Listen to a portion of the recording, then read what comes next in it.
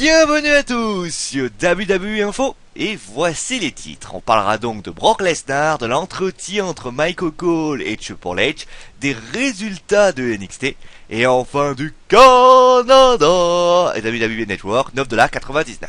Allez, place à Brock Lesnar où mardi nous vous expliquions que son contrat posait problème. Et bien selon le site SESco.com, la WWE aurait convaincu la star de signer un nouveau contrat où la WWE pourrait l'utiliser quand il le désire, contrairement à l'actuel. Tout ceci serait bien sûr accompagné de revalorisation salariale, et donc si cela venait à être officiel, Brock Lesnar pourrait donc être champion jusqu'à WrestleMania 31 et défier Roman Reigns pour le titre de la WWE comme il était discuté. Maintenant tout à prendre avec au conditionnel, s'il avait signé ce contrat, pourquoi est-il absent en ce moment? En tout cas, tout sera sans doute plus clair à Night of Champions. Si Brock gagne, ce sera officiel, et si Cena gagne, cela signifiera donc le 16e titre, mais également que ce n'était qu'une rumeur sur ce contrat pour Brock Lesnar. Mais pour les fans et les anti-fans de John Cena, ne vous en valez pas trop, cette victoire à Night of Champions et ce 16e titre, qui égalerait donc le record de Ric Flair, ne serait que temporaire puisqu'il se dit que Rollins cacherait sa mallette avec succès. Allez, de Lesnar, parlons maintenant de l'entretien entre Triple H et Michael Cole. Petit résumé de ce qui s'est passé. Tout d'abord, Triple H a été étonné de voir John Cena parler de poursuites judiciaires. Alors, est-ce que cela lui a fait changer la donne, lui a fait changer d'avis? En tout cas, Triple H a annoncé qu'il affrontera Brock Lesnar à Night of Champions et il a intérêt à être prêt, mais attention, ne vous méprenez pas, il ne croit pas du tout en les chances de John Cena, pardon. Il a également dit que Stephanie McMahon ferait une annonce à SmackDown pour les Bellas, sans doute la présence de Jerry Springer à WWE.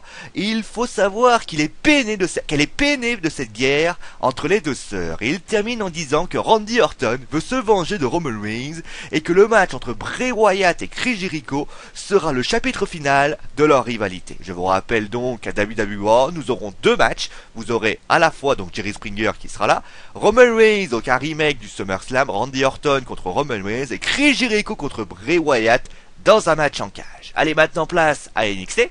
NXT, où donc on allait savoir qui serait donc le challenger numéro 1 pour les titres par équipe. Et donc également on a eu des matchs pour les titres de NXT et également, enfin un match avec les challengers et le champion de NXT, pardon. Et également le premier match, où il était un match féminin, où Charlotte, la championne féminine de NXT, a battu Alexa Bliss par tomber suite au Bound Down to the Queen.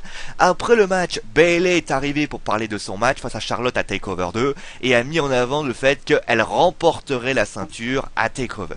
Ensuite, tous les participants du Fatal 4-Way pour le titre de NXT ont remporté leur match. Tyler Breeze a battu Tyler Dillinger par Beauty Shot.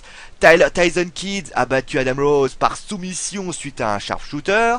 Sami Zayn a battu Marcus Louis par soumission par un Kochi Clutch. Et enfin, Adrian Neville a battu CJ Parker grâce à un 630 splash. Et enfin, dans le main event, où le vainqueur donc remportait un match pour les titres par équipe de NXT, Sin Cara et Kalisto faisaient face aux Vaudevillians, Simon Gotch et Ed English, et victoire des Mexicains Sin Cara et Kalisto. Grâce à cela, ils feront face aux Ascension, qui sont un petit peu venus les titiller pour les titres par équipe à NXT, à TakeOver 2. Et en parlant de NXT, parlons quand même du manager général de NXT.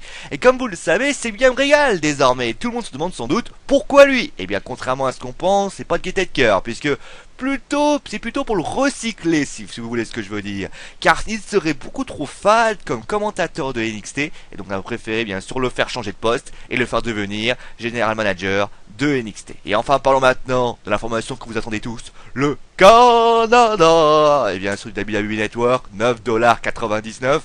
On le sait, le lancement aux États-Unis est en demi-teinte et la WWE craignait que ça se propage partout dans le monde, et étonnamment non, puisque selon le très grand Dave Meltzer, le lancement canadien est un franc succès, et ceci est plus étonnant quand on sait qu'au Canada, le contenu est moindre et qu'il ne couvre que 25% du pays, puisqu'il n'est pas diffusé sur le net, mais sur le câble. Et cela peut être la raison principale de ce lancement.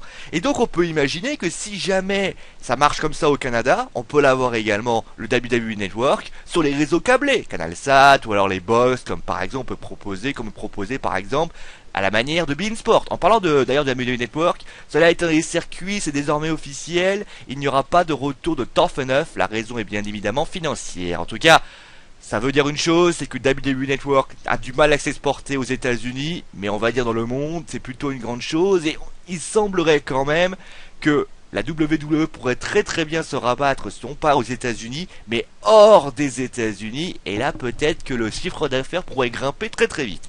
Allez, c'est la fin du WWE Info, on se retrouvera donc bien sûr en début de semaine, lundi pour les résultats de SmackDown, on parlera rapidement également d'un changement de la team créative et de CM Punk qui veut de l'argent. Allez, c'est mon dernier mot, parce que je l'ai dit. Allez, ciao à tous.